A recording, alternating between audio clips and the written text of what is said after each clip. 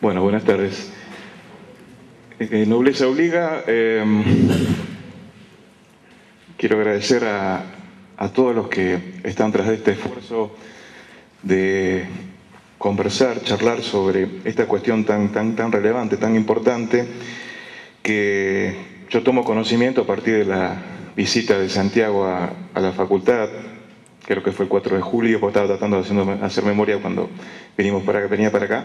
Y que después posteriormente charlé con Marcelo Tolchinsky y de alguna manera tomé más dimensión todavía del objetivo de este grupo de trabajo, que quiero resaltar fundamentalmente lo notable, ¿no? No es tan común andar por ahí y ver cómo INTA, grupos de colegas, cooperativas, productores, tendrán un objetivo tan interesante y tan importante y tan relevante como esto, como es el manejo del agua. El manejo del agua de todo punto de vista. Y realmente es encomiable. Me honra que me hayan distinguido con este espacio que tengo para hablar con ustedes, donde voy a intentar transmitir algunas cuestiones conceptuales, algunas cuestiones que están relacionadas con mi experiencia en el manejo del agua. Yo lo titulé a esto como agrohidrología regional, como un nombre muy amplio. Mi formación es agronómica, yo soy ingeniero agrónomo y por lo tanto el enfoque va a ser estrictamente agronómico y desde ahí vamos a ver el tema hidráulico. Razón por la cual también me voy a dedicar al principio, porque mi formación fuerte también, o medianamente fuerte en todo caso, es el manejo de suelos y agua. Entonces vamos a hablar algo sobre manejo de suelos relacionado con el manejo del agua. ¿Por qué digo esto? Porque si por ahí queremos manejar riego y queremos manejar napas, tenemos que tener claro cómo se maneja el agua dentro del suelo, ¿sí? Por ahí buscamos algunos escalones de uso del agua y todavía tenemos que algunas cosas precisarlas en cuanto al manejo del agua del suelo. Entonces me voy a hacer un impasse en algún momento, voy a charlar sobre esas cuestiones. Yo creo que me excedí, tengo 120 diapositivas, voy a ir en algún sentido un tanto rápido porque son unos spots, algunas imágenes, y después vamos a conversar, supongo que en el taller, o si hay un espacio de preguntas, de aquellas cosas que yo no sea lo suficientemente claro, o si lo ven conveniente me paran en el momento, levantan la mano, me consultan y seguimos. Vamos a tratar de sacarnos el almidón, de hacer algo no tan rígido de esto, y lo hacemos un poco conversado, si les parece, si están de acuerdo. Entonces decía que yo voy a referirme a agrohidrología regional, por un nombre amplio. Básicamente voy a hacer algunas menciones sobre cuestiones de cuencas, hablaré algo sobre agua del suelo y producción. Después vamos a caer en napas al final, el rol de algunas infraestructuras y la necesidad de pensar el territorio, cuando pensamos en términos hidráulicos y con fines estrictamente productivos, también en unidades de manejo, para ir inclusive apoyando esa idea que bien decía Santiago, que desde este grupo de trabajo de ambientar el territorio desde este sitio, ¿no? Desde el lado del manejo del agua, con fines productivos, obviamente también con fines y ahí vamos a tratar de finalizar. Creo que en el espacio de más o menos una hora podemos estar cerrando la exposición. La idea es nos preguntamos cómo hacer para vivir con el desbalance, ¿no? Nuestras condiciones agroclimáticas nos entregan esto, o en todo caso, el proceso de la sequía, vamos al proceso erosivo, pasando por la cuestión de anegamiento y terminando también en otro tipo de cuestiones en cuenca. Entonces nosotros venimos en un mismo territorio navegando en todas estas instancias de acuerdo a cómo sean los años agroclimáticos, las condiciones de infraestructura, las opciones, de manejo y demás.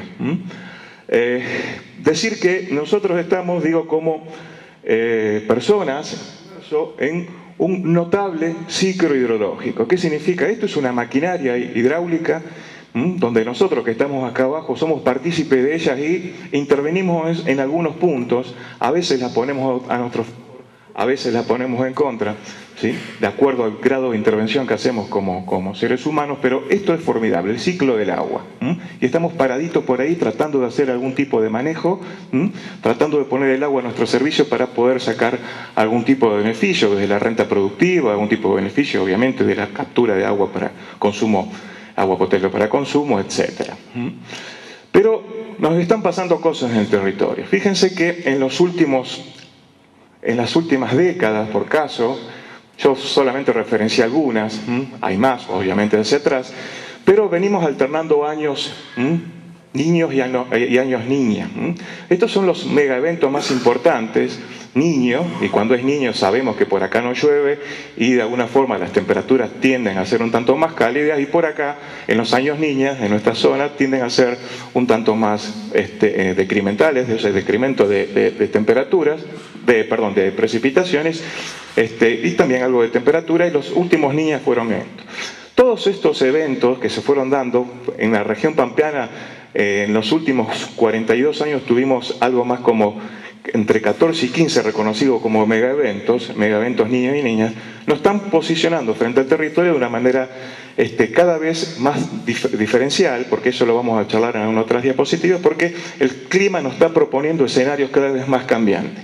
Esta cuestión del cambio climático, que algunos por caso podrían estar discutiendo, yo no soy el que lo discuto, digo porque hay algunos institutos que por ahí están discutiendo si existe realmente, hay señales bastante concretas para muchos de que hay un cambio climático instalado y que nos está generando escenarios, proponiendo escenarios muy cambiantes, y a los cuales nos vamos a tener que preparar, porque son en esos escenarios donde vamos a tener que...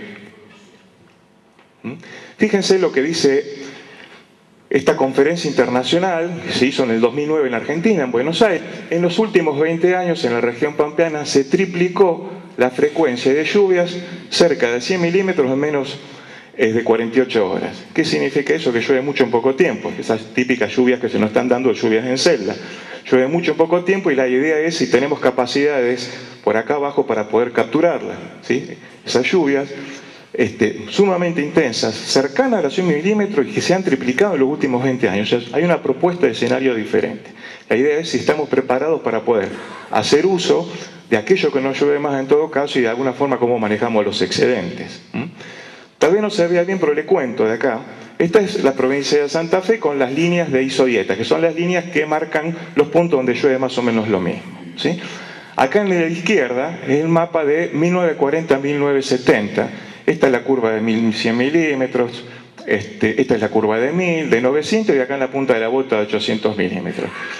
En el periodo 1970-2000, fíjense, este es 1100, esto es 1200, este es de 1100, y acá llegamos a 900. Es decir, todo esto está corrido respecto a estos 100 milímetros.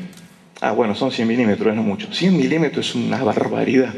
Que nos llueva corrido. Digo, bueno, el año pasado no llovió 100 milímetros más. Esto está hablando de un promedio de 3 décadas, ¿no? Estamos hablando de 100 milímetros más. Es mucha agua en juego, para de alguna forma no advertirla y no prepararnos para este tipo de escenario, que según parece sigue, más allá de estas cuestiones de sequías temporarias y demás, sigue en alza. Por caso también les cuento, esto es una cuenquita de 80.000 hectáreas, que en la que nosotros trabajamos mucho en nuestra zona, en la cuenca de Ludueña, en Santa Fe, y en este caso, este gráfico pretende comparar intensidad de lluvias bajas, medias y altas para los 70, los 80 y los 90, según se haya llovido poco, más o menos, y bastante, anteriormente a las precipitaciones estas que se están acá. Fíjense ustedes, en la década del 90, los escurrimientos en esa cuenca, habiendo llovido no tanto antes, con una lluvia antecedente pobre, casi de 20 milímetros, cuando nos llueven 50 milímetros, la cuenca expulsa el 15% de agua. El 15% en términos hidráulicos es una barbaridad. Es una gran cantidad de agua que se pone en juego. Y si de alguna forma algunos de ustedes conocen lo que nos pasa en la zona de Rosario, en las zonas aledañas al área metropolitana de Gran Rosario, hemos tenido devastaciones hidráulicas precisamente por este tipo de eventos, porque además haciendo otro tipo de cosas mal que después podemos comentar, pero porque se está moviendo mucho más caudal de agua que antes, ciertamente. Por caso le comento que en esta cuenca perdimos el 44% de los pastizales naturales, con lo cual se torrencializa mucho más rápido, ¿no? Ninguna novedad por caso. Cuando hablo de cuenca, ¿qué es una cuenca? Es un lugarcito, ¿sí?, delimitado por unas líneas ahí que son divisorias de agua, donde juntan todo el agua en un solo punto en un momento determinado. Eso es cuenca, ¿no? Dicho en una forma no muy académica. Pero hay dos tipos diferentes de cuenca. Estas que se llaman endorreicas y estas que se llama exorreica. ¿Qué significa? Que esta junta todo en un solo punto. Estas son muy difíciles de manejar, bastante complicadas de manejar desde el punto de vista hidráulico y agronómico, porque hay un llenado del vaso de la cuenca en un determinado punto y es muy difícil sacar el agua de estos lugares y gobernar el agua dentro de ella y los sistemas de producción, por cierto.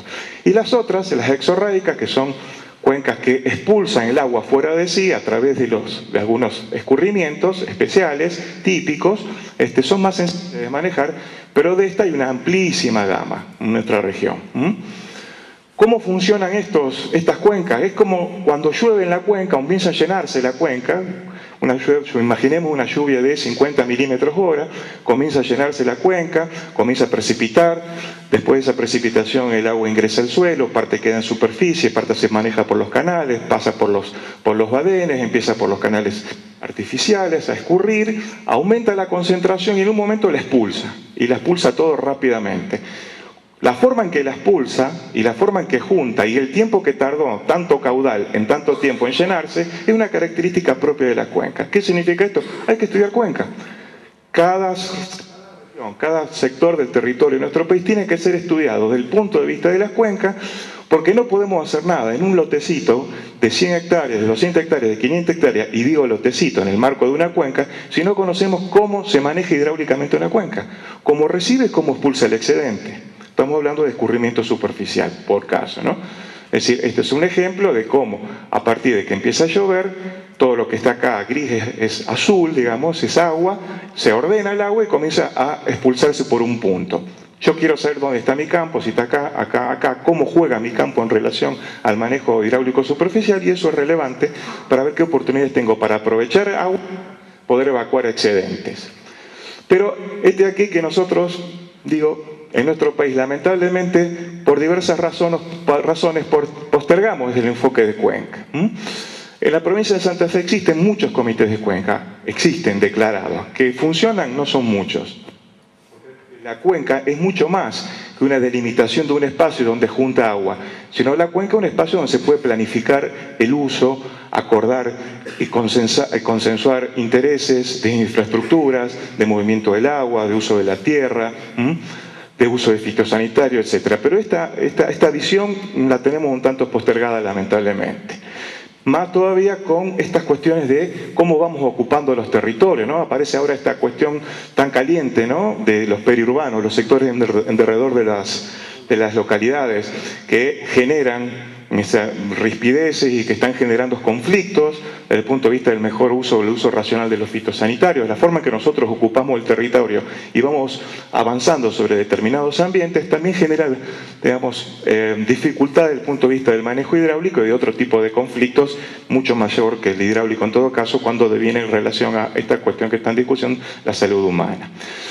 Cañada de Gómez, noviembre del 2000. Fíjense dónde está Cañada de Gómez. ¿Importa también dónde está la localidad? Y sí, esta es la cuenca de Cañada de Gómez. Cañada de Gómez está a unas decenas de kilómetros de acá, ¿sí? Fíjense dónde se ubica, en el tapón de la cuenca. Todo lo que se haga por acá arriba, en términos hidráulicos y agronómicos, va a afectar a Cañada de Gómez. Y ciertamente le afectó, a punto tal que en noviembre, este es el centro de Cañada de Gómez. En el 2000, esta es una línea de una máxima crecida que pasó en el 94, y la otra, la de trazos, la de arriba, fíjense, desde el año 2000. Acá, además de lo hidráulico, hubo pérdidas humanas, hubo pérdidas materiales. Básicamente hay que reflexionar dónde está en todo caso ubicado mi sector de vivienda, mi casco urbano en relación a una cuenca. Santa Fe, 2003, estamos hablando de la ciudad de Santa Fe, este es el Salado, esto es todavía ciudad, se logra ver ahí abajo, ¿sí? Esto es lo que se inundó, 53 personas fallecieron, con un efecto dominó de un montón de problemas sanitarios, hidráulicos, sociales y económicos que todavía se padecen, políticos por cierto, pero esto funcionó mal porque no se arbitró el manejo de la cuenca convenientemente. ¿Por qué? Porque no hubo un plan de alerta temprana, un sistema, de alerta temprana. Que alguien que diga acá arriba, miren, El salado está desmadrado, está fuera de cauce, va a inundar, con 3 o 4 horas de anticipación, al menos las pérdidas humanas en todo caso, que es lo más importante, se hubiera salvado. Pero los sistemas de alerta temprano fueron desmantelados, los pocos que había en la década del 90. Entonces, en esta cuestión de Cuenca estamos también desprovistos de información y hay que ir por esa información y hay que generarla. Las problemáticas del sector urbano y periurbano, ustedes las conocen, las han padecido, las padecen, las padecemos nosotros y tiene que ver con esto de cómo organizamos hidráulicamente el territorio en función de esta cuestión de cuencas, ¿no? Recién Santiago nombraba la Picasa. Nosotros trabajamos 4 años en un proyecto en la Picasa, trabajamos de índole técnico-social, trabajamos con la gente. Marzo del 96, todo lo que ustedes ven en colorcito verde no se alcanza a ver muy bien. Pero esta es la cuenca de la Picasa, 500.000 hectáreas más o menos, comprende el norte de la provincia de Buenos Aires, alrededor de un 7-8%, un 15% de la provincia de Córdoba y el resto de la provincia, el resto de la superficie de la provincia de Santa Fe. La laguna de la Picasa tenía en ese periodo 3.000, 3.200 hectáreas, era una laguna que pulsaba poco. Pulsó 48.000 hectáreas, con todo lo que ustedes han escuchado por ahí, básicamente por una cuestión de combinaciones de índole agropecuarias, climáticas y de falta de previsión de evacuación, para la evacuación de excedentes, y este era el panorama en noviembre de 2001. ¿Sí? Ahora hay todo un plan de saneamiento que funciona, a veces sí, a veces no. No vamos a entrar en ese tema, sería profundo, pero que en definitiva, o complicado, estas son las realidades que ustedes también conocen, ¿no? El impacto en infraestructura, el impacto en ferrocarril, el impacto en las rutas, las cuestiones comerciales, las cuestiones productivas, y venimos heredando esto por la falta de visión del manejo de cuencas que nos llevan a ver terrenos ocupados por agua o cuando el agua se nos escurre bajo esta condición, los problemas clásicos de erosión hídrica que ustedes ya también conocen. Aún pendiente, esos problemas son serios. Algunas características relacionadas con la dinámica del agua al suelo. Con esto lo que yo le quiero comentar es que tenemos que conocer más cómo se maneja el agua dentro del suelo para poder ver si también la podemos aprovechar con el riego, en el caso que reguemos en alguna instancia, ¿sí? O en todo caso con esto del aprovechamiento de las napas, que es lo que se está proponiendo territorialmente para hacer el uso de una fuente extra de agua que tenemos ahí abajo y vemos si realmente podemos hacer un uso racional de este recurso. Voy a pasar esto casi como una clase muy rápidamente, voy a hablar de balance hídrico. ¿Qué es el balance hídrico para los ingenieros agrónomos, para todos los que estamos trabajando en esto? Es la relación entre lo que entra, todo lo que está amarillo acá, y todo lo que aparece como rojo, lo que sale, ¿sí? Lo que entra es lo que llueve, lo que viene escurriendo de la parte más alta, y la napa freática como un elemento aportante, ¿no? Que puede o no aportar al solum, al suelo, recursos hídricos para sostener la producción. Y después tenemos todas las pérdidas, que es lo que drena el suelo, lo que escurre también superficialmente para allá, y lo que se evapora y transpira por el cultivo. De esta relación, gracias a Dios, comemos todo, ¿sí? Entre otras cosas, porque gracias a que hay un balance hídrico, se genera el proceso de traslocación de agua de acá abajo a acá arriba, porque ¿qué hace el hombre? Cuando el suelo pierde agua a partir de la superficie de la atmósfera, le pone una cobertura en el medio y saca un grano, o le saca un pasto, o saca madera, o saca una hortaliza, o saca una fruta, ¿sí? Entonces lo que hacemos nosotros es intervenir en ese hidrológico poniéndole cosas acá en el medio para obtener una renta, en todo caso, y comida, por cierto. La idea es que existe para los rendimientos un objetivo potencial, pero hay una brecha importante respecto a un objetivo real. Sobre esta brecha hay que operar, hay que trabajar. Y para eso deberíamos insistir en el trabajo del manejo de los suelos relacionado con el manejo de los climas para utilizar ese recurso hídrico y ponerlo a nuestro favor, ¿sí? Ese es el concepto global. Y nos cabe hacernos una pregunta. Dice, bueno, está bien, yo quiero usar el agua del suelo. La quiero capturar desde la napa, la quiero capturar de las precipitaciones. Pero me pregunto, en todo caso, ¿cuál es la limitante que conspira contra que yo pueda hacer eso? Obviamente, en esta figura clásica, histórica del tonel, aquella tablilla que sea más baja, es decir, que tenga la menor expresión, limita el llenado del tonel. Es decir, tengo que ver cuál es esta, qué características tiene, cómo impactan las otras, por qué me controla a las otras, y ojalá esta estuviera más alto, yo hubiera llenado esto, ¿no es cierto? Entonces la idea es, ¿cuánto vemos del problema hídrico dentro del suelo? Vemos todo esto o vemos una partecita? ¿Cómo lo vemos? ¿Y qué proporción tiene el problema? Grosso el tipo, ¿no? Pero obviamente está photoshopeado, no existe eso. ¿Qué proporción entonces tiene el problema y cuánto vemos de esos problemas? Entonces, los factores que conspiran contra la captación y almacenamiento del agua en el suelo son estos que están acá.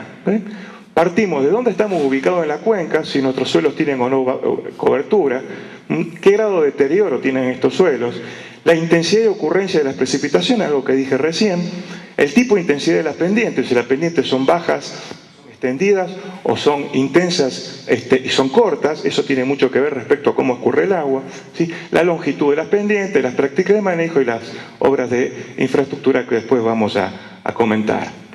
Ahora, el tema es dónde se inicia este proceso. Y se inicia desde la posibilidad que tenemos de infiltrar agua y que ingrese agua al suelo. Ahora, ¿cuáles son las propiedades que gobiernan y que traccionan la funcionalidad? O sea, ¿cuáles son las locomotoras del suelo y cuáles son los vagones?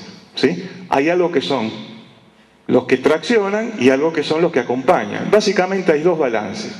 El balance de la materia orgánica y el balance de agua son los dos que tienen que estar traccionando y ciertamente traccionan la eficiencia de los sistemas productivos. Obviamente hay otros elementos, pero estos son, desde el punto de vista didáctico, los dos importantes.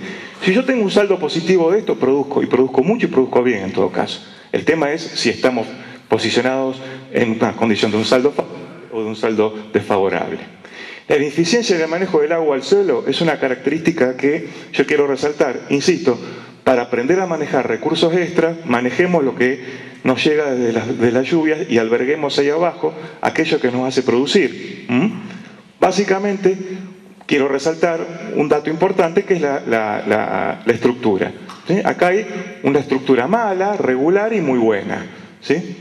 En donde la infiltración, bajo estos esquemas de estructura, esta estructura en lámina, tipo hojaldre, donde el agua tiene mucha dificultad en atravesar de la parte alta a la parte baja, conspira contra el proceso de infiltración. Estas son las peores. Y vaya si tenemos en nuestra gran región este tipo de estructura. Ojalá tuviésemos esta. Esta es la más difícil de construir. Se construye a expensas de la materia orgánica, obviamente. Y eso tiene que ver, la estructura, con la disposición de poros. Los poros, habitualmente uno piensa que están distribuidos así, ¿sí? Pero muchas investigaciones nos están indicando que los sistemas de porosidad, y sobre todo en siembra directa, tienen una preponderancia en este sentido. Entonces, la forma en que se moja el suelo es distinta en un caso y en otro. Sí, el bulbo de mojado y la forma en que llega el agua a los horizontes superficiales o a la parte más profunda también son diferentes. Entonces, esto también es un elemento importante a tener en cuenta, ¿sí? Por caso, fíjense cómo el frente de mojadura con distintos grados de compactación. En el caso de un suelo compactado, si es que ha perdido porosidad, y en el caso de un suelo poco compactado. El suelo en un caso se moja así, y va bajando ese frente de mojadura, y en otro se moja así. Entonces, la captura de agua por parte del suelo, cuando es profundo, es mucho mayor que si es superficial, donde está más expuesto a pérdidas. ¿Me siguen? ¿Sí? Bien. Hay otra cuestión que tengo que destacar con esto de colectar agua del suelo, que es cómo almacenamos. Una vez que ingreso la tenemos que almacenar.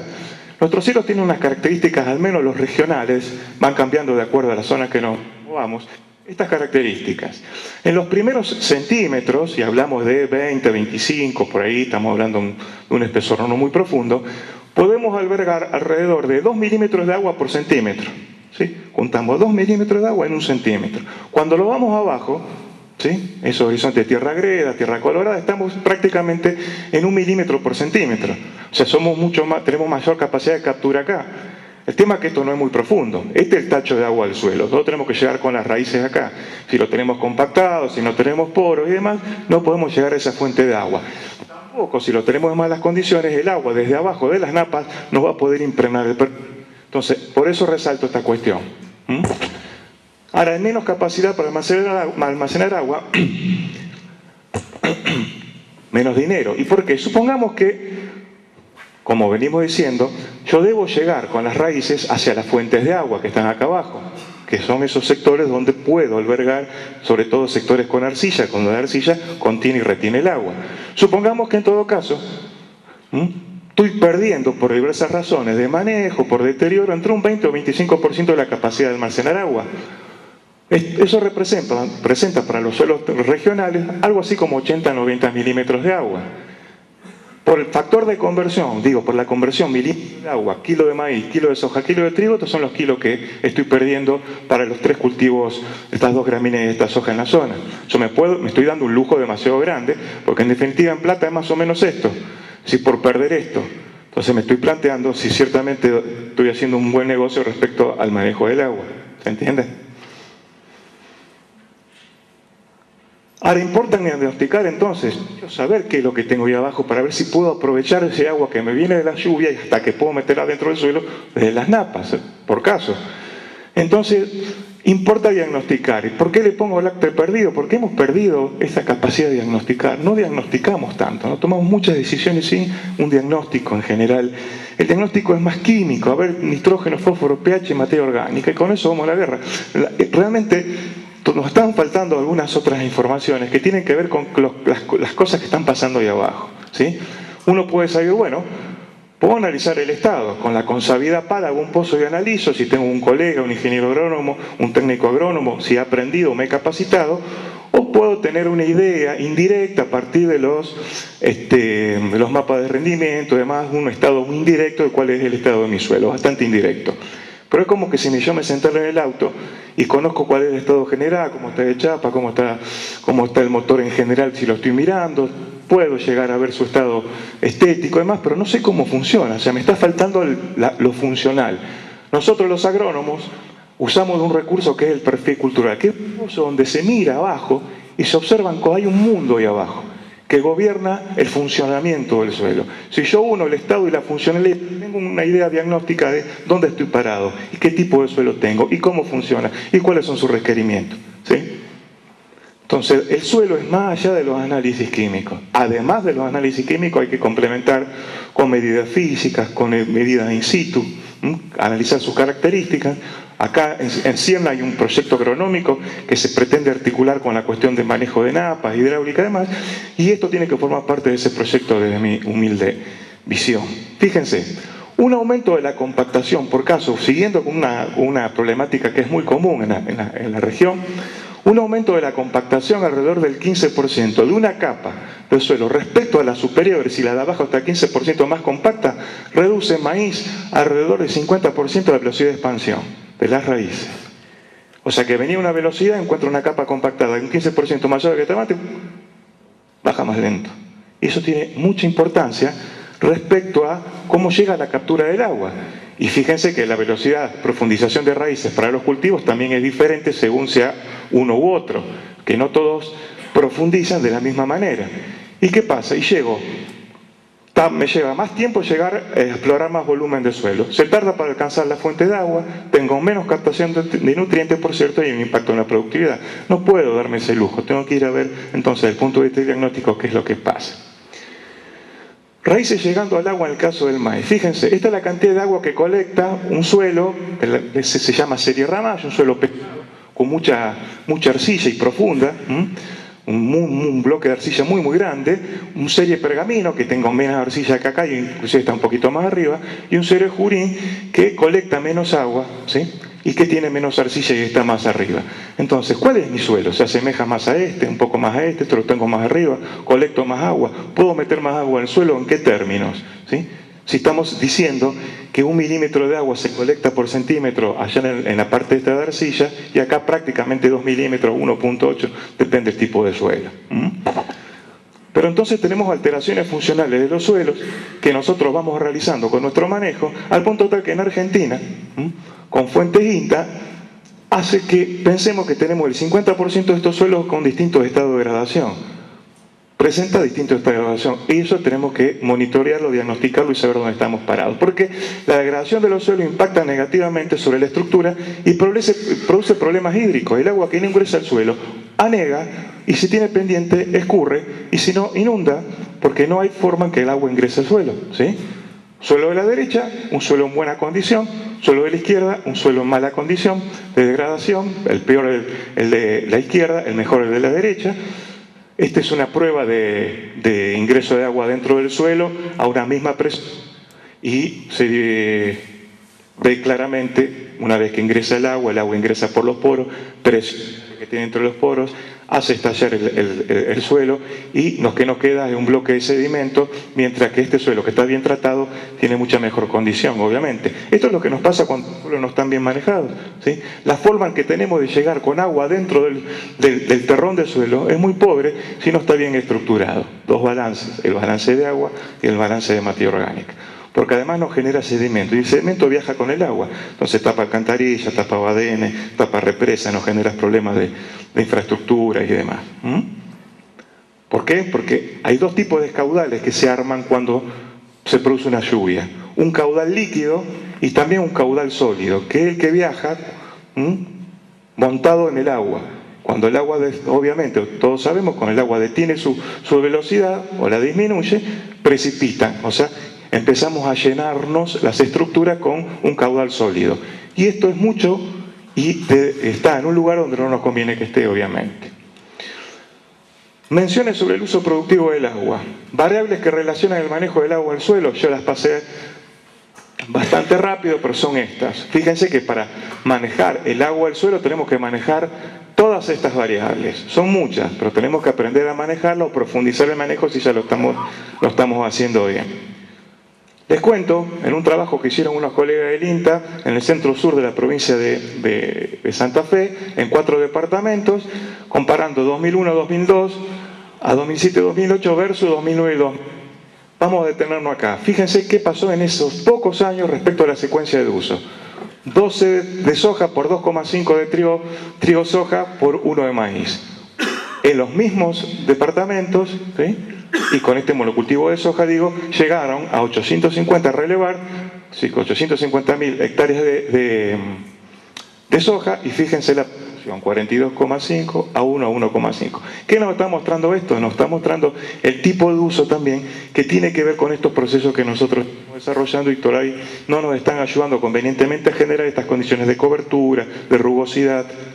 En todo caso, también vemos los datos de otro colega INTA, Manuel Ferrari, que nos dice que en Pergamino, ¿sí?, la evolución 74-75 a 2007-2008, fíjense todos los años que barrió este colega, cada 9 hectáreas de soja hay una hectárea de maíz, cada 7.4 hectáreas de soja, una hectárea de trigo. ¿Sí? Evidentemente esto nos está marcando más aquí en consideración de tipo de rentabilidad y cuestión económica. Estamos paraditos frente a esta realidad. Nosotros hicimos lo mismo hace un par de años en esta cuenca que yo les decía de Ludueña, donde medimos 4 ambientes diferentes. Acá se llama unidad de paisaje, no importa, la 1, la 2, la 3 y la 4. Hicimos unos estudios y comparamos trigo, soja, maíz y el cultivo de soja como monocultivo. Para estos ambientes hicimos un balance de energía, de nutrientes y de carbono. Esto lo dejamos, nos posicionamos acá. Obviamente cuando aumentamos la presión de uso respecto a los cultivos que pueden capturar más eficientemente el agua, nos trasladamos hacia puntos de ganancia de eficiencia del uso del agua, porque obviamente tenemos más para capturar. La idea es mejorar entonces el proceso de captación, que tiene que ver con el almacenaje, con la conservación y la eficiencia de uso de ese agua, básicamente. La idea es corrernos de acá para posicionarnos acá, es decir, generar cobertura, porque esto es plata también para nosotros que perdemos, lo hemos visto, y en realidad tenemos que darle un uso eficiente y racional para hacer una conversión eficiente y racional de ese recurso. A la luz de que, fíjese, para soja, para maíz, para girasol y para trigo, los kilos de grano que se producen, más o menos, milímetro más, milímetro menos, por cada milímetro de agua consumida. 10 kilos de grano de soja por cada milímetro de agua consumida, 10, 18 por cada milímetro de agua consumida en maíz, y en el caso del trigo 8. ¿Sí? Esa es la eficiencia de conversión. Tenemos que capturar a través del consumo para meterla dentro de la planta y llegar a esta eficiencia. Pero para eso necesitamos llegar a albergarla ahí abajo, tenerla ahí. Vamos a mencionar algunos ejes de la pauta de manejo para mejorar en todo caso el aprovechamiento del agua. Esto, insisto, por eso dice el slide, repetimos, si nosotros en los suelos somos eficientes en manejar bien el agua y la materia orgánica a través de suelos con un buen sistema de porosidad y sin compactación, estamos haciendo eficiente y poniendo a nuestro favor nuestros balances tanto de agua como materia orgánica y logramos mayor capacidad de captura de agua. Fíjense que los protocolos que están orientados a esto de hacer sustentable el manejo de los suelos en busca de una mayor eficiencia del uso del agua nos dice que necesitamos captar más y almacenar más agua en el suelo, lo que venimos diciendo. Y disminuir la evaporación e incremento del agua que sea transpirada por el cultivo o el forraje, que el agua pase del suelo a la atmósfera, que tenga un intermediario para, de alguna forma, que tenga una excusa de producir fitomasa o producir biomasa, obviamente aumentando los rendimientos.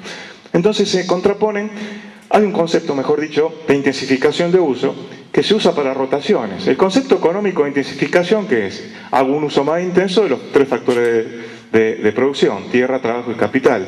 Pero desde el punto de vista agronómico, el concepto de manejo es ingresar además la pauta de conocer y a incorporar más tecnología, ¿sí? Para hacer una identificación del uso adecuada a los recursos que dispongo. Fíjense en lo siguiente: soja, maíz, girasol, soja, maíz, girasol, ¿sí?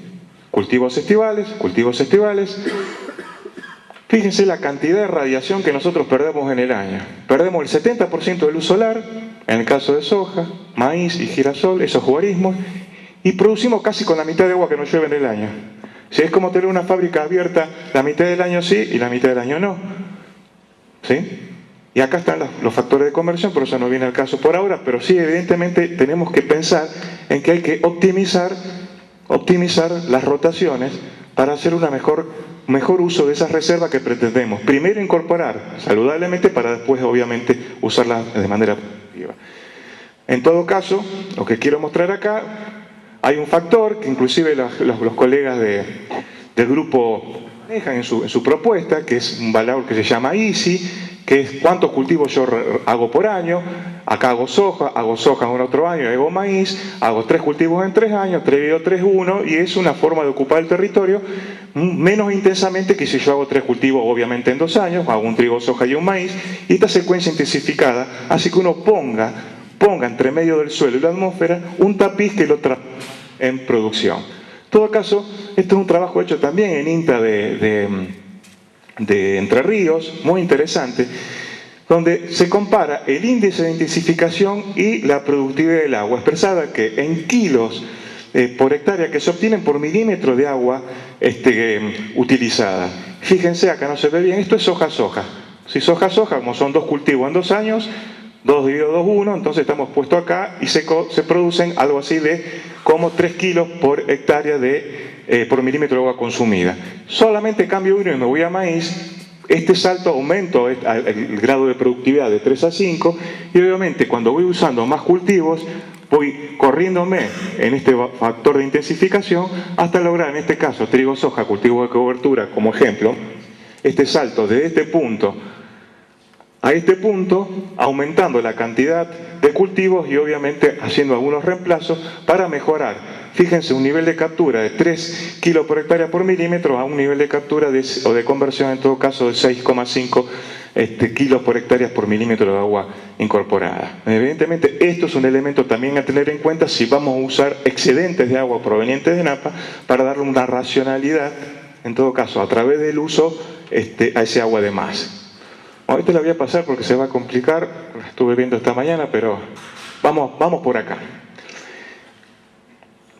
Dentro de lo que yo vengo conversando con ustedes, tiene que ver esto de cómo tratamos de articular la evaporación y la transpiración de las plantas con las lluvias, cómo de alguna forma se intercepta por las hojas, pero además se almacena a nivel superficial el agua a nivel superficial del suelo, cómo se alberga en el suelo, cómo hay escurrimientos subterráneos que aportan a otro nuevo elemento que acá aparece, que es el agua freática, y cómo los escurrimientos superficiales también se generan por las precipitaciones y de alguna forma pueden ir a proveernos de agua freática. Así aparece, en todo caso, entonces con más entidad un recurso extra que es el agua freática. Acá llegamos al agua de Napa, al agua que está ahí abajo, que bien decía antes Santiago, hace muchos años atrás hablamos de 13, 14, 15, 18 metros de profundidad y hoy estamos debatiéndonos en algunos lugares 1,5 metros, 2 metros, 4 metros. ¿Sí?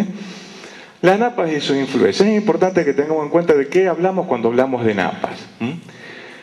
La dinámica del flujo de la napa, de cómo se mueve una napa superficialmente, depende de muchas cosas. Depende tanto del grado de uniformidad, cuán homogéneo sea el suelo, qué tipo de textura, si es franco-arcillosa, franco-arcillo-limosa, si es arenosa. Eso gobierna el movimiento, obviamente, de la napa. Cuántas sales contenga, la cantidad de sales que contenga también gobierna la capacidad que tiene la napa de fluir, la profundidad obviamente a que se encuentra y la dinámica de oscilación regional. La napa en mi campo responde no a lo que yo haga en el campo, depende de lo que regionalmente se está haciendo, ¿sí? No le va a mover la aguja, usando un término de calle, no le va a mover la aguja a la napa de mi campo el hecho que yo haga una tarea solamente en un lote. ¿Por qué? Porque responde a una lógica, obviamente, tanto estacional como un balance hídrico-areal. Por eso la idea que se tiene acá de proyectar y lanzarla a nivel territorial tiene la lógica. Tiene lógica. ¿Por qué? Porque no vamos a hacer de manera puntual un impacto, o vamos a generar un impacto en un recurso que tiene precisamente puntos de gobierno, puntos de control territorial y no lo voy a lograr en un lote. Las napas freáticas pueden estar totalmente desacopladas del suelo porque están allá abajo y no llegan hasta arriba. Puede ser una valiosa fuente de agua, ¿sí? Como acá se plantea. O, si no está bien diagnosticado, que es lo que tenemos ahí abajo, puede ser un agente de estrés por anegamiento y salinidad. Entonces, está bueno esto de pensar en términos de freatímetros, que ahora vamos a hablar un poquito más adelante, de gobernar, de controlar cómo se mueve el agua en la región, para saber, de acuerdo a cómo sea el movimiento de este espesor y a donde yo me ubique, si me perjudica o no, o si me beneficia o no. En todo caso, veamos esto. Cuando esta es digamos, una representación, se llaman ideogramas, es una representación de lo que puede estar sucediendo en un suelo respecto a las napas. Esto es profundidad y esto es rendimiento potencial del cultivo. El rendimiento es como si fuera el 20%, el 40% y este el 100%. ¿Sí? Si las napas están llegándonos hasta acá arriba, ¿sí? Estamos en una situación de anegamiento y adenoxia y asfixia radicular, hay un montón de procesos anaeróbicos que se disparan. Bueno, es pernicioso, no nos conviene, no sirve. Evidentemente esta es una situación a sanear con algunas prácticas de drenaje que después podemos conversar. Es un sector del perfil, acá está puesto en 1,20, pero eso depende de cada sitio, de cada posición en el relieve, de cada ambiente en todo caso. Acá estamos hablando del rendimiento potencial máximo que se alcanza a esta profundidad, ¿sí? De aporte de napa. Va a haber un aporte controlado por la demanda, es decir, las raíces van a estar acá en esta fase, sacando agua, succionando agua hacia arriba y mejorando la performance productiva que tengo acá arriba. Y después va a haber, cuando cae la profundidad de la napa hacia más abajo, un aporte que está controlado por la capacidad que tenga subterránea de levantar el agua por capilaridad o por agua libre hasta ese sector. Entonces, es un sector que acá, por debajo del cual no hay influencia, acá la influencia negativa. La idea es encontrar en cada una de los ambientes cuánto mide este espesor y a partir de dónde aparece y hasta dónde yo puedo confiar en él. Y eso es importante que lo tengamos en cuenta, porque si yo voy a pescar agua ahí abajo, tengo que saber cuál es la dinámica de acá, ¿sí? En todo caso, si en este caso analizo un cultivo de maíz y el rendimiento de maíz está expresado bajo esta relación con la profundidad de napa, yo quiero saber básicamente si entre 100 y pico y 160 o 170 centímetros, cuánto se puede llegar a caer el rendimiento de maíz desde un punto a otro, cómo es la curva esta, si es así, para un cultivo, para otro. La dinámica del flujo de napa, cómo se mueva, va a depender de la profundidad crítica, ¿sí? Eso tiene que ver con esta cuestión de areal o territorial y cómo esté aportando agua el territorio a una napa y la capacidad que tenga de viajar hacia la superficie por el sistema de porosidad, ¿sí? Hay napas que ascienden rápidamente porque son suelos de texturas más arcillosas, hacen capilares más finos, o sea que significa poritos más chiquitos, hacen un efecto capilar y el agua sube más rápido. Cuando son suelos arenosos, que los capilares son más gruesos, o no se construyen o no se arman, no sube con tanta facilidad y por lo tanto el grado de afectación o de beneficio desde acá hacia la parte superficial es relativo. Entonces es bueno saber de qué estamos hablando cuando hablamos de la profundidad crítica en un determinado ambiente, como también cuál es la cantidad crítica de sales. La variación de sales, el contenido de sales va a variar en relación a las concentraciones, algo que también con la freatimetría se puede levantar. Con la freatimetría mido a qué profundidad está la napa, con un freatímetro, o sea, con un tubo hasta la napa, puedo pescar agua y ver la variación de calidad y la variación de profundidad en varias estaciones. Y eso me da una idea de una lectura territorial. ¿Se entiende? A este ejemplo, la Boulage, fíjense lo que se midió en el 82-2003. Esto es profundidad de napa y estos son los años. Acá están puestas las lluvias, las precipitaciones. Una media móvil de 12 meses que varió entre 600 y 1200 milímetros. Y fíjense cómo se movían las napas, ascendiendo, descendiendo por sobre, recuerdan ustedes, un sector que nos perjudicaba, un sector que era ideal y algo que estaba por debajo de ese ideal. Esta es una cronosecuencia que nosotros necesitamos medir para saber qué ponemos acá arriba y en qué momento, o si hay que evacuar excedente, o cómo controlamos o cómo abatimos la napa. Y no siempre ir más abajo significa estar mal, o ir más arriba significa estar bien respecto a la captura. Por eso hay que, fíjense este dato, interesante. Fíjense, esto es sodio. Y acá la profundidad de napa. A una profundidad de 100 centímetros de 1 metro, la cantidad de sodio es mayor que a 1,40. Si me voy más abajo, y uno dice, bueno, más abajo más sal, ¿no? Más abajo menos sal. ¿Qué significa esto? Hay que ir a medir. Tenemos que medir. El método de los dígitos oscilantes no sirve, ¿sí? Más o menos. ¿Sí? Hay que ir a medir. Entonces está bueno esto de, digamos, a esta idea local, esta idea territorial de recursos para capturar información. Necesitamos medir y mucho. A tener en cuenta para el manejo del aporte de la napa. ¿Qué tengo que tener en cuenta? Para la profundidad de la napa, ¿qué le voy a poner arriba? ¿Qué especie y qué tipo de especie voy a utilizar de acuerdo a las variedades de los híbridos que de alguna forma se dispone de información respecto al tipo de profundización de raíces, la captura de agua y demás? Sobre eso hay información. No mucha, pero hay.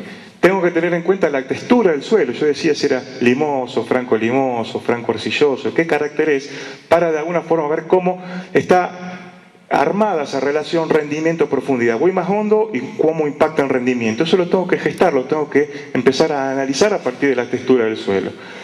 Tener en cuenta la salinidad y anegamiento, si de alguna forma tengo este carácter, este atributo me aparece dentro del relevamiento, tengo que tenerlo en cuenta, está puesto como un signo de pregunta, porque se supone que si agua excedente en general tiene alta salinidad, o en todo caso no tiene tanta salinidad, tanta sodicidad, puede tener algo de salinidad, pero tengo que saber cuánto, ¿sí?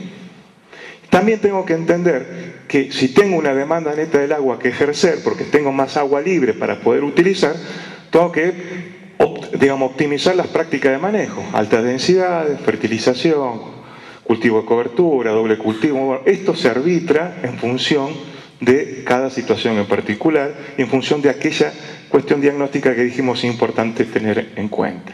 El freatímetro, que es algo que vengo hablando hace un rato respecto al freatímetro. El freatímetro no es más que un tubo, ustedes lo van a ver de diversas formas, si entran en internet van a ver un montón de ofertas de algunos que son más o menos automatizados, van a ver algunos que están más o menos bien descritos, no tanto, en realidad es un tubo con una criba, con agujeros, tapado con una malla para que no le entre sedimento y lo obture, que se introduce dentro del suelo, que tiene determinado tamaño, en general no va más allá de los 4 o 5 centímetros de diámetro, algunos trabajan con freatímetros más grandes, pero en realidad lo que se pretende es introducir un objeto medidor, ¿sí? Dentro de él, medir la profundidad secuencialmente. ¿Cada cuánto es ideal? Y ideal una vez cada 7 días. Es trabajo, sí, un laburo bárbaro. Bueno, pero de alguna forma, si uno pretende buscar información, tiene que sacrificar en ese sentido, y si no, será cada 15 días y esa información también puede llegar a ser de alguna manera válida.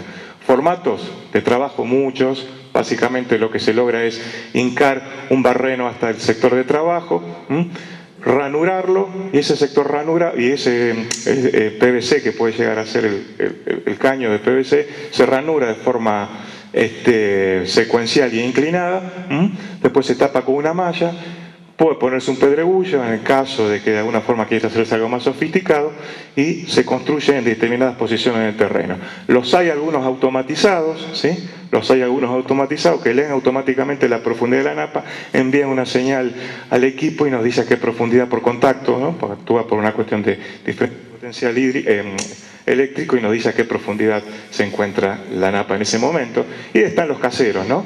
los famosos caseros, donde uno hace en lugares donde no se va a perturbar a los alambrados habitualmente, donde no se va a perturbar, digo, por tránsito y demás, se hace con un barreno, un orificio, y después se va introduciendo un tubo de esta naturaleza, son esos tubos clásicos de electricidad también, que se van cortando de manera helicoidal, de manera secuencial, ¿sí? Y se llevan a la profundidad de trabajo, y después con un lector, que no es más que una soga con un vástago, se mide la profundidad de trabajo. Los hay otros también más rústicos, ¿sí? Cuando más rústico menos confiable, pero ciertamente uno puede salir del paso midiendo algunas cuestiones a partir de no gastar mucho dinero, ¿sí? Se envuelve, se ranura, se envuelve con unas bolsas de nylon, y de alguna forma siguen trabajando, operan de alguna manera con algún grado de incertidumbre, pero bueno, es mejor que no medir nada. O sea que con esto quiero decir que hay alternativas para partir de la cuestión automatizada con un costo medianamente alto, hasta otros que no son muy costosos y son muy efectivos. ¿Cómo los pongo? Y bueno, básicamente lo que se impone en este tipo de cuestiones es hacer un estudio planialtimétrico. Si no dispongo de la planialtimetría, de la hoja planialtimétrica que me dice cómo son las alturas, las planchetas del IGM, su información que se dispone, y quiero más detalles, tengo que hacer un estudio planialtimétrico, tiene un costo, pero si mi establecimiento lo quiero hacer, puedo trabajar con la información que me provee un agrimensor, o si es un trabajo a nivel territorial, hay sistemas de información geográficos que permiten ajustar la información que se dispone hoy, aún a una escala no de mucho detalle, y lograr cierto afinamiento en la información. Entonces digo, uno con esa información puede decir, bueno, establezco una lógica y digo, hago una transecta de la parte más alta a la parte más baja, de la parte más alta al curso, y lo mido, voy midiendo secuencialmente, digo, esta secuencia parece muy cercana, ¿no? Pero bueno, supongamos que están bastante más lejos, o hago una transecta o lo distribuyo según una lógica georreferenciada con GPS, y de alguna forma puedo llegar después, a partir de esta información, armar lo que se llama un bloque isométrico, que es una representación bastante real de lo que pasa en el terreno respecto a las napas en los distintos puntos del lote, o del campo en todo caso. Esto no es nada más para explicar la idea de que esto es napa, ¿sí? La profundidad de la napa, y esto es la superficie del terreno. Acá hay un canal. Cuando tenemos un canal en una determinada posición del terreno, la napa es llamada al canal. Por lo tanto, se aleja en los sectores cercanos a los canales, se aleja la superficie, o en todo caso la napa se aleja de la superficie. Comienza a aumentar su nivel conforme nos alejamos de la influencia del pelo agua del canal, ¿sí? Por eso, ¿cuál es la lógica de drenaje? Hacer canales de forma tal que la napa siempre se encuentre siendo llamada por determinados sectores de demanda, ¿sí? Esa es la idea por la cual se hacen los drenajes a determinada distancia. Y por eso los albardones, cursos de los arroyos o cursos menores son tan productivos, porque las napas no llegan a influenciar tanto si son de mala calidad, y uno puede producir acá sin tanto problema. Las estructuras hidráulicas, otros ingredientes, otros componentes del manejo que hay que tener en cuenta en virtud del ordenamiento hidráulico territorial para napas, pero también para manejar los escurrimientos superficiales. Y pensamos en términos de drenaje de tierras cuando hablamos de manejo del agua superficial. Y en primer lugar digo, tenemos que tener en cuenta cuando hablamos de drenaje superficial a partir de infraestructuras, ¿qué características tiene la cuenca? ¿Sí? ¿Qué es esto? Estos son dos cuencas, fíjense, esta es una cuenca A y una cuenca B. Si uno la delimita mediante unos planos, hace el límite por acá, pero confluyen entre sí, empiezan a transfluir, empiezan a enviarse flujos de unos a otros cuando el nivel del agua aumenta, porque a lo mejor el nivel de separación entre las dos cuencas son pocos centímetros. El nivel de agua que se junta de la lámina de agua es mayor que la diferencia de altura que hay entre los dos, y comienzan a trasvasarse cuencas. Con lo cual, esto es un elemento a tener en cuenta cuando uno quiere sanear el territorio, porque si no tiene en cuenta este tipo de cuestiones, comete errores. El control de excedentes por obra de infraestructura es, digamos, un punto, sumamente sensible.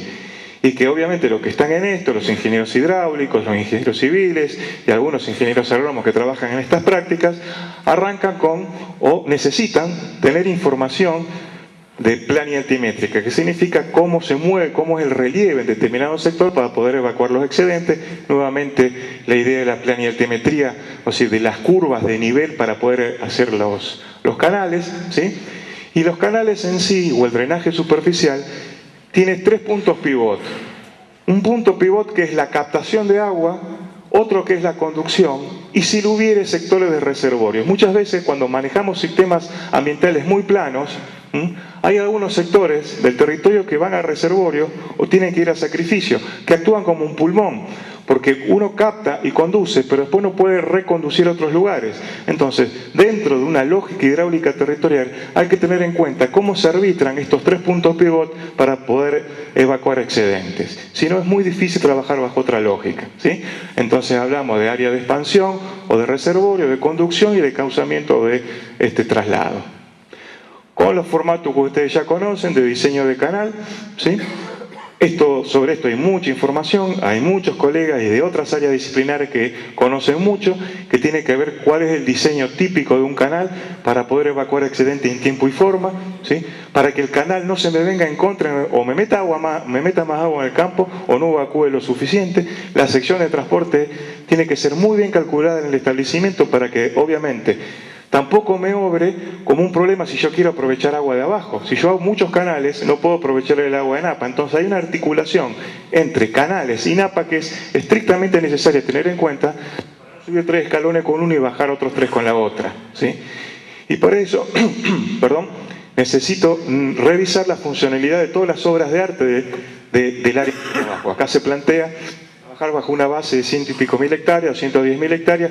Hay que revisar las obras de arte. Cuando hablamos de obras de arte hablamos de caminos, de badenes, de alcantarillas, de algún tipo de represamiento, porque no sé cómo estarán acá, pero cuando estamos acostumbrados a trabajar en otros lugares, o están subdimensionadas porque son de primeros tiempos del siglo pasado, o están deterioradas, o están colmatadas con sedimento, no funcionan, generan problemas, se cortan los palieres y los camiones, no se puede sacar la cosecha, hay un montón de problemas asociados a la disfuncionalidad de las obras de arte, como las infraestructuras de caminos, en algunos casos, insisto, no conozco localmente cómo funciona la cosa acá, pero al haber carencia de planificación territorial se generan muchos problemas, y si no se arbitra la vinculación del manejo de excedentes con el manejo de las napas, con las infraestructuras, también vamos o podemos llegar a tener problemas en el manejo hidráulico territorial. Por eso el plan debe ser un plan de tipo integral. Eso a nivel superficial. Y el drenaje a nivel subsuperficial tiene que ver cómo llego a juntar agua en la superficie y subsuperficialmente, si de alguna forma el planteo o el diagnóstico sí me lo indica, llegar a evacuar los excedentes hacia sectores de captura y desvío, ¿sí? En todo caso, hay varias alternativas. Esto es una práctica, la comento, es costosa, es muy costosa. En algunos países se utiliza donde se pretende sanear una superficie de terreno bastante más que la práctica de saneamiento, y por eso se implementa. Se colocan tubos privados, protegidos con arenas, protegidos con pedregullo y demás, para capturar agua a una determinada profundidad y evacuar los excedentes, de forma tal de que cuando se introducen esas estructuras subsuperficialmente, lo que se logra es lo que yo le decía antes. La napa, en vez de subir, es llamada hacia los sectores de reclamo, que son estos tubos, que pueden ser tubos o pueden ser orificios subsuperficialmente generados por subsoladores, famoso que es conocido como dren topo, que vamos a ver ahora, que se consolidan a través de la arcilla y actúan como venas de agua que van a sectores de evacuación, ¿sí? Y de alguna forma este es un formato que uno puede ver en algunos establecimientos donde se encara esa práctica, cuando hay que sanear mucha superficie y no es posible utilizar la napa subsuperficial como un abastecimiento. Eso depende del tipo de diagnóstico. Esto no significa que haya un caño de acá hasta 500, 800 metros adentro del lote, sino este caño solamente se coloca un caño después de el orificio que hace el dren topo para facilitar la salida, ¿sí? Pero es agua excedente que se saca del lote cuando genera una instancia de anegamiento y no tengo la suficiente capacidad para poder utilizarla, a través de lo que ustedes ya conocen, los drenes topos. Son equipamientos bastante viejos, hoy modernizados desde el punto de vista de la tecnología, pero en definitiva lo que suponen este tipo de estructuras es una fisuración del suelo para generar con estas fisuras una captura del bulbo de agua y sacarla hacia uno de los sectores del campo. Para ir terminando entonces, lo que se impone en este tipo de cuestiones es el manejo por unidades ambientales.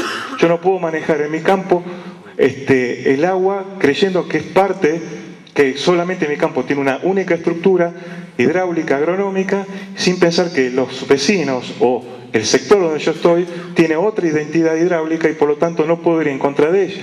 Tengo que ambientar, seleccionar un ambiente donde me encuentro comprendido para poder trabajar de manera, digamos, más o menos articulada. Entonces nos preguntamos si el agua juega a favor o juega en contra en todo caso, ¿sí?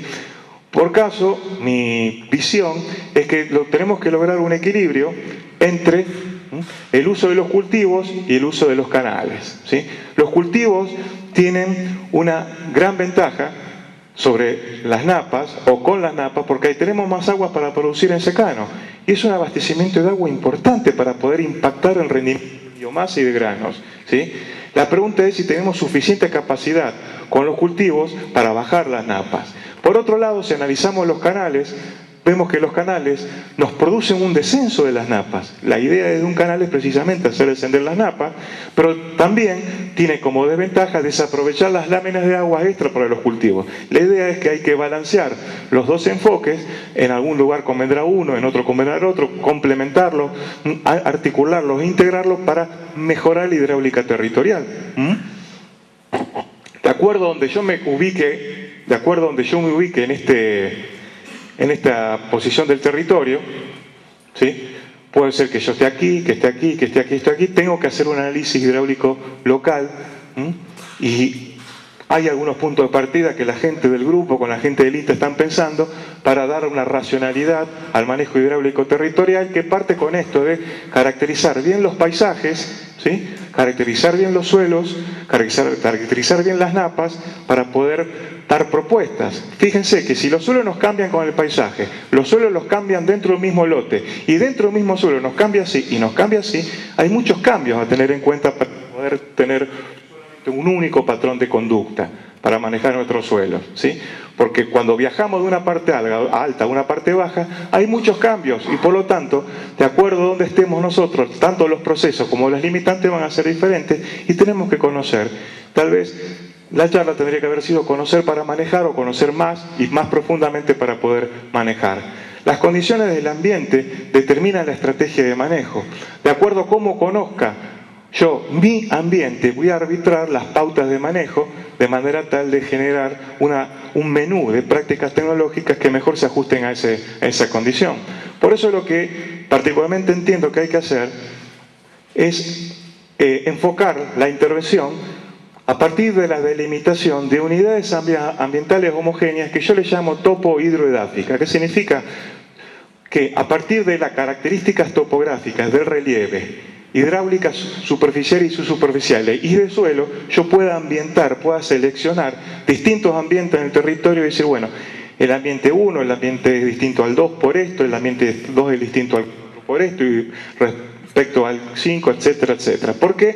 Porque esa relación topo-hidroedáfica hace que uno piense de la lógica que el relieve me gobierna cómo se mueve el agua y el agua me gobierna la expresión edáfica. Esto es una relación directa.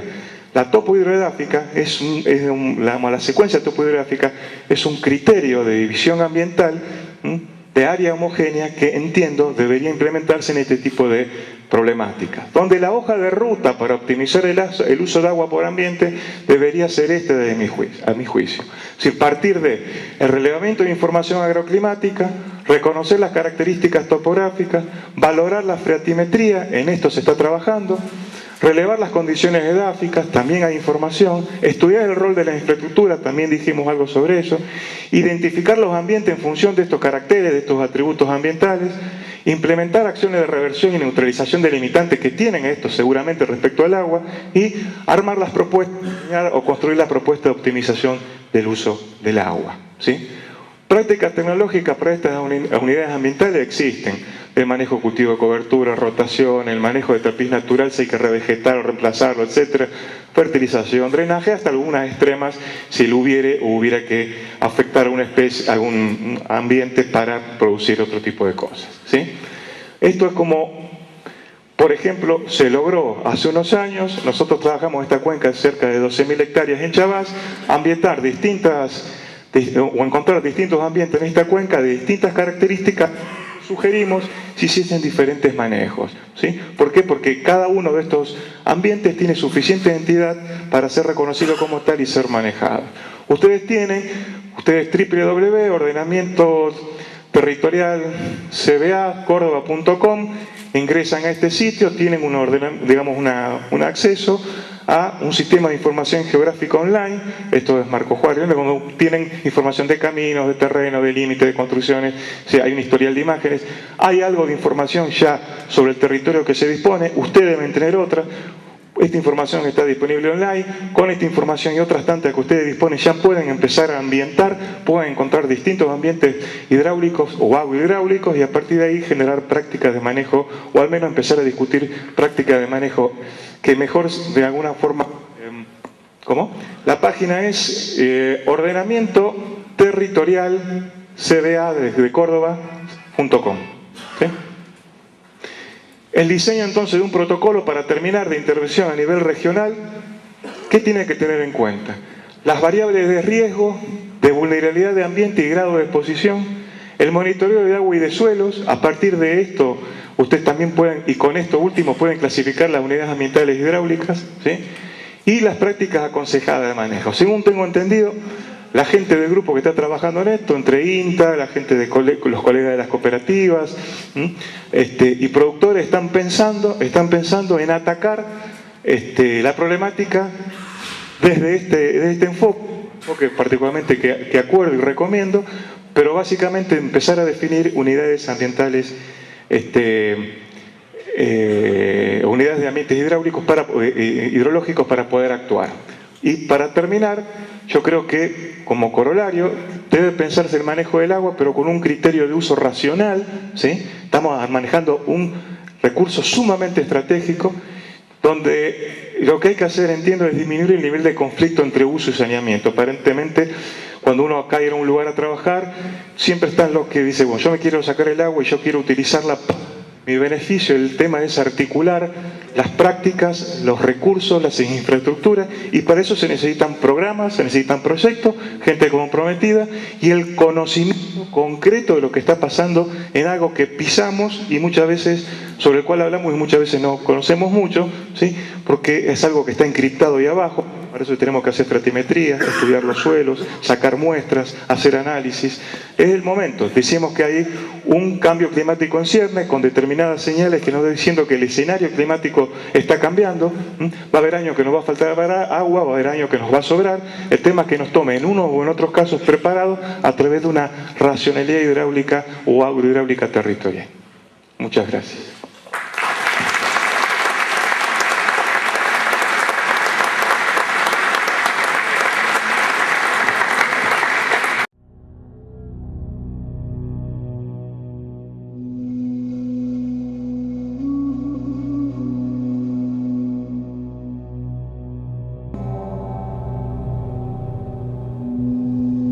Todos somos parte del problema.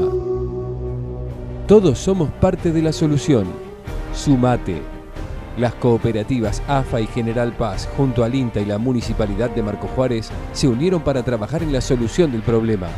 Vos también sos parte. Sumate. Napas Altas, transformando el riesgo en oportunidad. Disertante, ingeniero agrónomo Dr. Sergio Montico. Miércoles 28 de agosto, 15 horas, en Auditorio INTA Marco Juárez. Confirmar asistencia en AFA y Cooperativa General Paz.